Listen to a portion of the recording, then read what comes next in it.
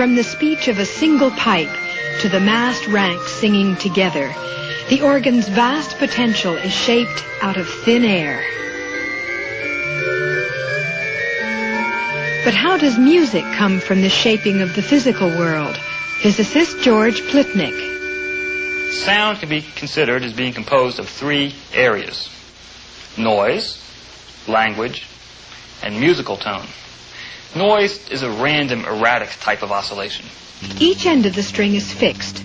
They're points of no vibration, the nodes of the waveform. In the center is the point of maximum vibration, the antinode. From node to node is the wavelength. It's the wavelength that fits on the string that determines the frequency or pitch of the note we hear. The second way of generating musical tone is in the vibrating air column. Now, we can't see the vibrations in the air column as we can on the string. Nevertheless, there are points of no vibration, called nodes, and points of maximum vibration, called antinodes. The organ pipe is engineered to create and contain a vibrating column of air. Like the string, the length of the pipe determines the length of its wave, and that wavelength determines the pitch of the sound we hear. A pressure microphone can detect the wave in the pipe. The oscilloscope shows no vibration. This is the node.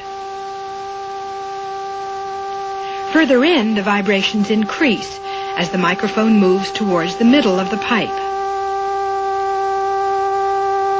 This is the center of the waveform, the antinode, the point of maximum vibration. This invisible wave is shaped by the length of the pipe to create its pitch.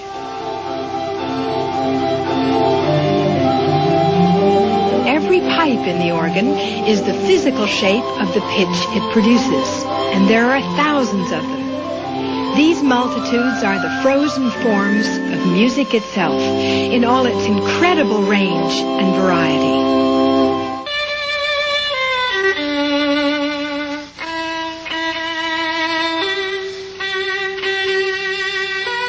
What gives each instrument its characteristic sound? Why does the violin sound so rich, and the flute so haunting and hollow? It's because they don't produce pure sounds. Every note they make is a combination of many different pitches. When the string is plucked, we can hear its fundamental pitch. But we can hear other pitches too. The pitch of a string, half as long, can be heard on the long string. The long string produces both pitches at once, as though the strings were being played together. So, as well as the fundamental wavelength, a wavelength half as long fits on the string. Both these frequencies can be heard together when a single string is plucked. This is the special nature of a string that allows it to create a complex musical tone. It can vibrate at several frequencies at once, because many different wavelengths fit on it. In every musical tone, we hear those frequencies sounding simultaneously. The sound of the long string also contains the pitch of a string 1/3 as long. Its pitch sounds when the long string is plucked because its wavelength also fits exactly on the string. This physical relationship is the basis of musical tone. It works the same way in a vibrating column of air. This pipe contains cork dust.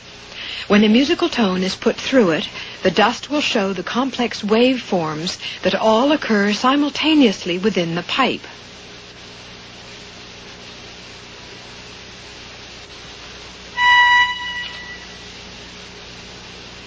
These are the shapes of musical tone.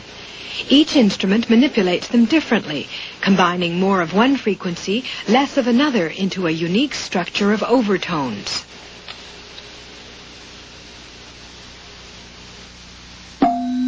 The simplest of musical sounds, a pure pitch.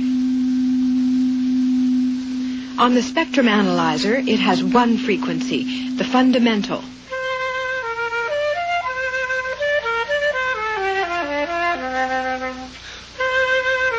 The flute creates a more complex spectrum of sound. It's built out of a strong fundamental pitch and a number of weaker overtone frequencies.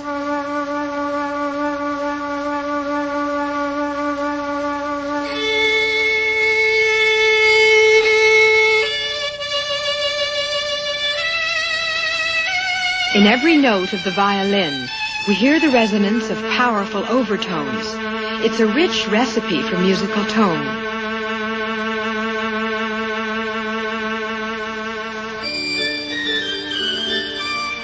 Every instrument has its own unique sound, created out of its overtone structure.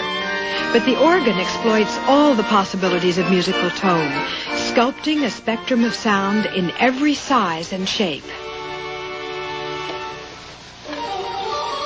It creates a bewildering array of tones and colors, including the sounds of many different instruments in its endless repertoire.